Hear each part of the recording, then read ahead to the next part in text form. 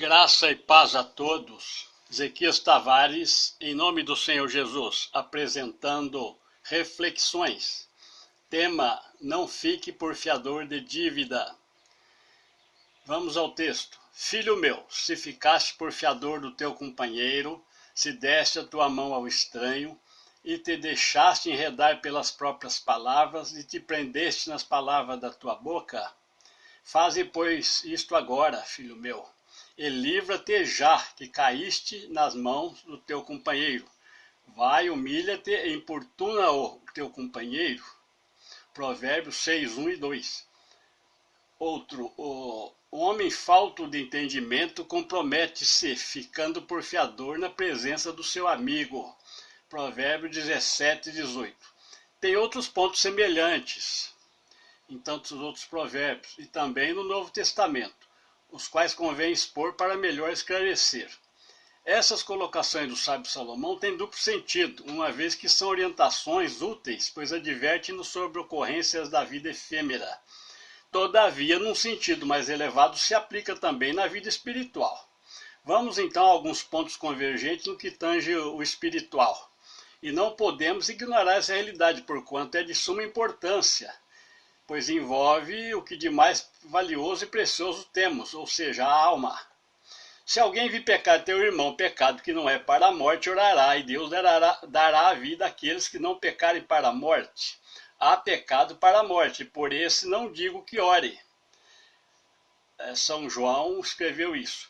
Toda iniquidade é pecado, e há pecado que não é para a morte. Sabemos que todo aquele que é nascido de Deus não peca, mas o que de Deus é gerado conserva-se a si mesmo puro e o maligno não lhe toca.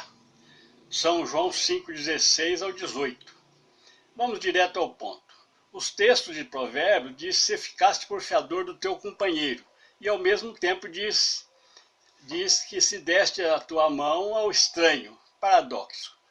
Como pode companheiro ser estranho? O fato é que podemos ser companheiro de um pecador recuperável, mas ignorarmos ser estranho a sua conduta, sua dívida espiritual. Daí oramos por ele, em seguida descobrimos que sua dívida é impagável. A consequência disso é nefasta, dado que nossa vida espiritual se complica por pactuarmos com um morto. Infelizmente, não podemos detalhar nossas duas experiências pessoais com as quais aprendemos o quanto é grave tentar regar uma árvore seca ou fornecer uma lente para um míope insincero que convenientemente não quer enxergar, e acabamos caindo por tentar carregar um peso inerte. Perante tudo o que tem de grandioso no universo e com sinceridade afirmamos que nisso se envolve espíritos ardilosos que a serviço do mal minam nossas bases e sugam nossa força paulatinamente até morrermos por inanição. Não subestimemos, pois, o inimigo. Ele age de todas as formas e astúcias. Vamos a mais pontos que corroboram com a ideia. Irmãos, se algum homem chegar a ser surpreendido em alguma ofensa, vós que sois espirituais, encaminhai o tal com espírito de mansidão, olhando por ti mesmo, para que não sejas também tentado. Aos Gálatas 6:1. Embora Paulo coloque no verso 2, levai a carga uns dos outros, o que é um tanto relativo e subjetivo, o mesmo coloca no verso 5. Porque cada qual levará a sua própria carga. Capítulo 6:5. É de suma importância ler Hebreus 10:29 e Colossenses 3:25. A situação se agrava seriamente quando o elemento fiador, por vezes, também já esteja com dívida e arcando com prestações no dia a dia por conta da atuação do juízo do cotidiano. Como com muita propriedade afirma São Pedro que o juízo começa pela casa de Deus, se referindo a nós. Sendo sincero, temos o fiador cósmico, Jesus Cristo, riquíssimo e potentíssimo. Quem quiser censurar nossa definição, que eu faça. Porém, existem muitos pregadores politicamente corretos, falando asneiras e defendendo o paganismo por falta de iluminação ou por conveniência, agradando a gregos e troianos, etc. e tal. Cômico não fosse trágico, dado que envolve valores de almas que só Deus pode estimar. Infelizmente, atualmente, entre 32 mil Seria impossível encontrar 300 como ocorreu com o aparentemente louco Gideão, exemplo de outros loucos, entre muitos, como Noé e Moisés. Os compartilhamentos e omissões inerentes à confissão de fé prova isto, e contra fatos não há argumentos. Mas agora vos escrevi que não vos associeis com aquele que, dizendo ser irmão, for devasso ou avarento, ou idólatra, ou maldizente, ou beberrão, ou roubador. Com o tal nem ainda comais. 1 Coríntios 5,11.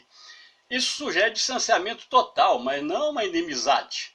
Mas se alguém não obedecer a nossa palavra por esta carta, notai o tal, e não vos misturei com ele para que se envergonhe.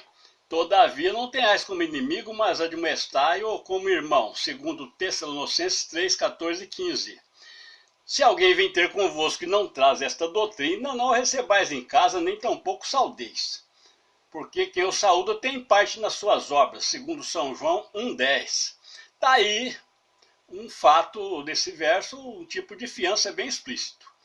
Somos radicais ou o evangelho é imparcial? Se não fosse por uma causa grande, sim por interesse particular, jamais estaríamos consumindo o resto de nossa vitalidade, que devido a nossas negligências e rebeldia, sofremos retaliações e isso provocou nosso envelhecimento precoce. E, todavia, isso nos autoriza a dizer, Deus é fidelíssimo como uma fonte de energia. Por analogia, falamos que quem negligencia princípios eternos sofre danos terríveis e quem ignora os princípios também, porque o nosso Deus é um fogo consumidor. Verdade é que se não houver um concerto eterno representado pelas 7 cores do arco-íris, proveniente da água, palavra e luz Deus, jamais se chegará à pureza do branco. Para isso não existem atalhos. Se a física é uma ciência exata, muito mais o é no metafísico. Não se iluda com os mágicos sinais das varas dos magos do Egito.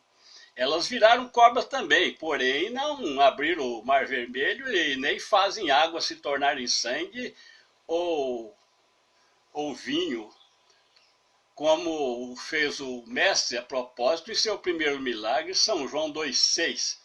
Quisermos viver muitos anos para anunciar tantas grandezas, todavia até na morte temos esperança. Sendo Cristo uma ponte segura, nossa morte é apenas um passo para a vida eterna, e não um passo para a escuridão, como querem os ateístas. Se Jesus não conceder visão, realmente só restará escuridão. Logo, a luz de vela é algo um tanto ingênuo, diríamos com todo respeito à fé alheia. Graça e paz, e sigamos o hino.